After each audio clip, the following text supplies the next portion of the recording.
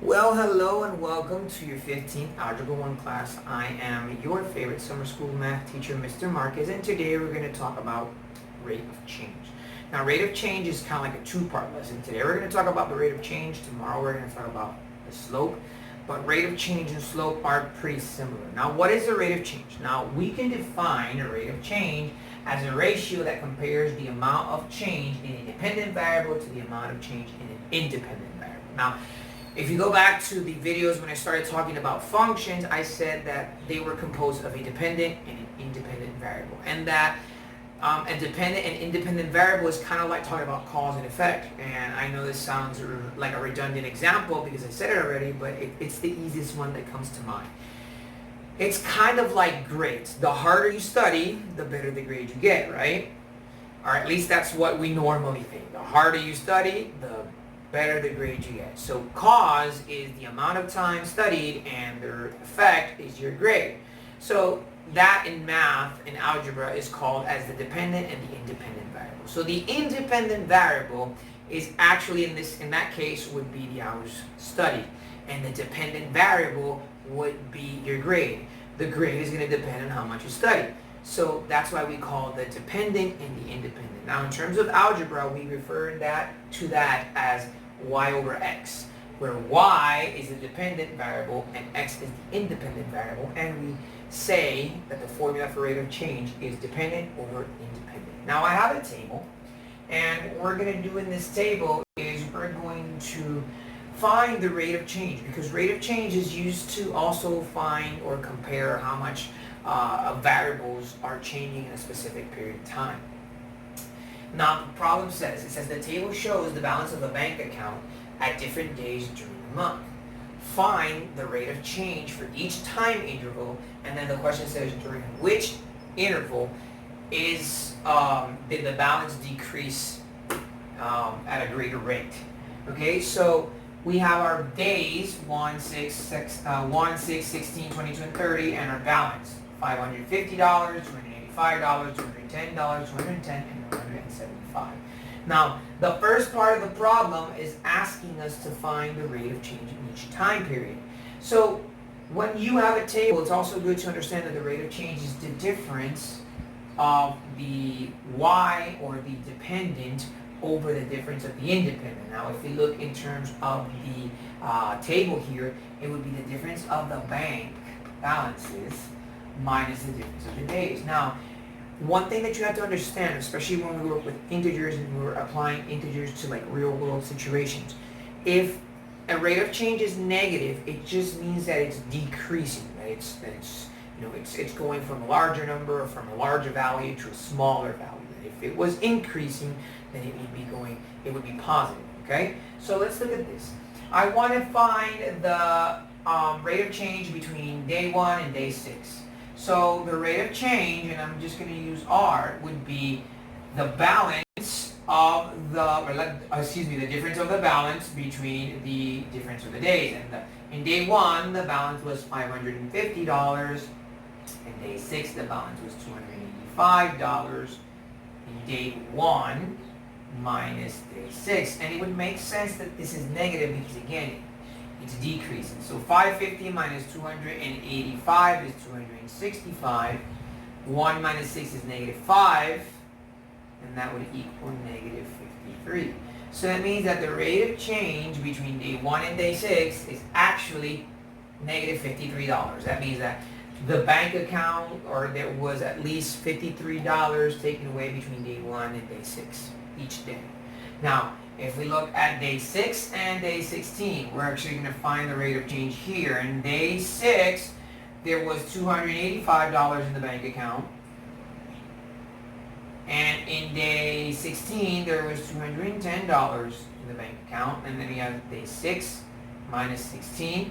Now, 285 minus 210 is 75, and 6 minus 16 is negative 10. So that means that I divide that, okay? Now here, right, I divided 265 and negative 5. Here I'm going to divide 75 and negative 10, which is approximately negative 7.5. So what that rate of change is saying is that between day 6 and and day 16, there was apparently a decrease of about $7.50 each day. Now let's look at between day 16 and day 22. Now if I notice 210 between day 16 and day 22, there was about 210. The balance did not change, so there is no change, right? I'm going to do it anyways, but basically the rate of change between day 16, which is 210, and day 22, which also remained at 210, over 16 minus 22, that would be 0 over negative 6, which equals 0. So between day 16 and day 22, there was no rate of change. Nothing changed. Now I'm going to step outside of the camera real quick just to make sure that everything is working good on my side. I have no tech glitches, that you guys can see the problem and that the camera isn't going blank or blurry all of a sudden. Everything seems to be fine. So our last rate of change that we need to calculate is between day 22 and day 30. So on day 22, I had the person had $210 in his or her bank account. In day 30, there was $175. And of course, we're going to subtract 22 minus 30, which is 8. So that would mean that R equals, or 210 minus 175 is 35. And 22 minus 30 is negative 8. So I have negative 35 over 8, or 35 over negative 8. Now to find the rate of change here, I just divide. And I'm going to do it over here just so I have some space. I'm going to divide 35 and 8. And the closest number that I can use is 4. That would be 32, and this would be 3. And I add a 0 here, and 30, the closest number I can use is actually 3. That would be 24. That would be 6. And the closest number I can use is 7. That would be 56. So R equals negative 4.37. Okay? So when I divide, let me erase this real quick. So what I did here in my last rate of change is I simply subtracted 210 minus 175, which equals 38, or 22 minus 30, which is negative 8. If I divide that, my answer is negative 4.37, which means that between days 22 and days 30, there's about $4.35 spent. So I did the first part, which is finding the rate of change for each time interval, but I have not answered the second question, which says during which time interval did the balance decrease at a greater rate. So if I look at all of the rates from day 1 to day 6, it was negative 53. From day 6 to day 10, there was about negative 7.5. Between day 16 and 22, there was no rate of change. And between days 22 and 30, there was about negative $4, or negative 4.37, which is about negative $4.37. So which was the greatest rate of change? Well, the greatest rate of change was between day 1 and day 6. So to answer the second question, we say the greatest decrease, or the greatest, or between, just to make it easier, because I'm trying to figure out the words I'm going to say. So we can say that the largest rate of change